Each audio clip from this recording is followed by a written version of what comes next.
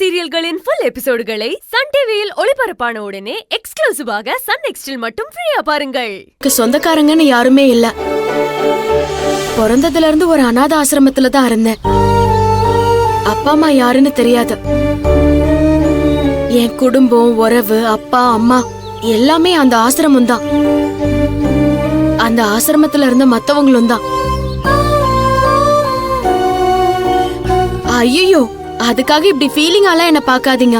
அது எனக்கு கஷ்டமா இருக்கும்.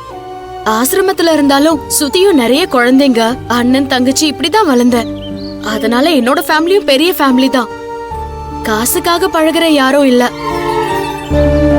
ஏன்னா எங்க யார்கிட்டயும் காசே இல்ல. நீங்கெல்லாம் காசுல ரிச், நாங்கெல்லாம் மனசுல ரிச். ஒத்துக்கிறேன். சும்மா விளையாட்டுக்கு சொன்னீங்க. என்ன இருந்தாலும் காசு இருந்தா சில விஷயம் கிடைக்கும்ல, அது இல்லங்கிற ஏக்கம் எங்களுக்கு எப்பவுமே இருக்கும்.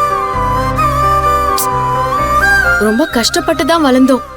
ஆசிரமத்துக்குன்னு தனியா எந்த இன்கமும் கிடையாது. வெளியில இருந்து வாங்குற டொனேஷன் மூலமா மட்டும்தான் அந்த ஆசிரமமே நடந்துட்டு வந்துச்சு. சில டைம் டொனேஷன் கொடுக்கறவங்க அடுத்தடுத்த மாசம் ஏதாச்சும் ஒரு ரீசன்னால கொடுக்க முடியாம போயிடும். அப்பெல்லாம் ரொம்ப கஷ்டமா இருக்கும். இருக்கிற கொஞ்சம் சாப்பாட்ட எல்லாரும் ஷேர் பண்ணி தான் சாப்பிடுவோம். அப்ப எனக்கு தோணும், ச்சே, நம்ம சம்பாதிச்சு நிறைய பேருக்கு ஹெல்ப் பண்ணணும், நிறைய பேருக்கு சாப்பாடு போடணும்னு நினைப்பேன்.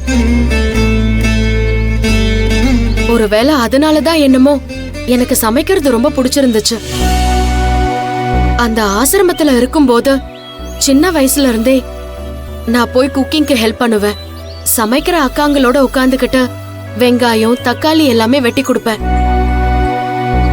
கண்ணுல தண்ணி வரும், அழுதுகிட்டே வெட்டுவேன். அங்க இருக்கிற அக்காங்க எல்லாம் சொல்லுவாங்க, ஏண்டி இதெல்லாம் பண்ற, போடி நாங்க பாத்துக்கிறோம்னு. ஆனா எனக்கு அது பிடிச்சிருந்தது. அவங்களுக்கு ஹெல்ப் பண்ணிட்டு அதுக்கப்புறம் அவங்க சமைச்சு கொடுக்கறத சாப்பிடும் போது ரொம்ப சந்தோஷமா இருக்கும். ஒரு நாள் வெட்டுறதுக்கு வெங்காயம், தக்காளி எதுவுமே இல்லாம சும்மா இருக்கிறத போட்டு உப்புமா கிண்டி சாப்பிடுவோம். அப்பெல்லாம் ரொம்ப ஃபீலிங்கா இருக்கும். அப்ப அந்த ஆசிரமத்துல இருந்து படிக்க ஆரம்பிச்சேன். 10th 12th நல்ல மார்க் வாங்கினேன். சமையல்ல எனக்கு இருக்கிற இன்ட்ரெஸ்ட பார்த்துட்டு எங்க ஸ்கூல்ல இருந்த ஒரு மிஸ் தான் என்னை கேட்டரிங்ல சேர்த்து விட்டாங்க. கேட்டரிங்ல டிப்ளமோ படிச்சேன். அங்க நிறைய விஷயங்களை எனக்கு சொல்லி கொடுத்தாங்க. அதுக்கப்புறம் நான் ஒரு பிரைவேட் ரெஸ்டாரண்ட்ல வேலை செஞ்சேன். அப்ப இந்த ரெஸ்டாரண்ட் ஓனரோட ஃப்ரெண்ட்ஷிப் கிடைச்சது. நான் ஆசிரமத்துல இருக்கும்போது அங்க ஒரு பாட்டி இருந்தாங்க. அந்த பாட்டி நிறைய மூலிகைகள் எல்லாம் எப்படி யூஸ் பண்ணணும்னு எனக்கு சொல்லி கொடுப்பாங்க. எனக்கு அதனால மூலிகைய பத்தியும் கொஞ்சம் தெரிய வந்துச்சு. அதை யூஸ் பண்ணி ஒரு பிரியாணி செஞ்சு காமிச்சேன். இந்த ரெஸ்டாரண்ட் ஓனருக்கு அது ரொம்ப பிடிச்சிருந்துச்சு. அதனால நீ எங்க ரெஸ்டாரண்ட்டுக்கு வந்துருமான்னு என்னை இங்க கூட்டிட்டு வந்துட்டாரு. சோ அப்படியே என் லைஃப் போற போக்குல போயிட்டு இருக்கேன். என்ன சிந்து, உங்க லைஃப்ல நீங்க எதுவுமே நடக்கலன்னு சொல்லுவீங்கன்னு பார்த்தா இவ்ளோ விதவிதமான கதையா இருக்கு. ஆக்சுவலா நீங்க எந்த ஆசிரமத்துல வளர்ந்தீங்க? நீங்க சொன்னீங்கன்னா என்னால முடிஞ்சா நானும் டொனேஷன் பண்ணுவேன்ல. நீங்க சொல்ற கதையை கேட்கும்போது எனக்கும் ஏதாவது ஹெல்ப் பண்ணணும்னு ஆசை வருது. ப்ளீஸ், அப்படி ஏதாவது இருந்துச்சுன்னா கண்டிப்பா பண்ணுங்க. அங்க இருக்கிற குழந்தைங்களுக்கு யூஸ் ஆகும். நாளைக்கு அவங்க பெரியவங்க ஆகும்போது உங்க பேரை சொல்லி கண்டிப்பா பிளஸ் பண்ணுவாங்க. ஒரு நிமிஷம்.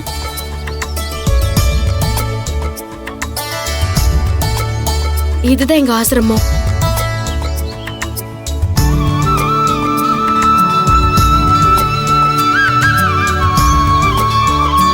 சிந்து, இந்த போட்டோ எனக்கு ஷேர் பண்றீங்களா? என் நம்பர் இருக்கா உங்ககிட்ட? இல்ல. ஒரு நிமிஷம் இருங்க, டைப் பண்ணுங்க.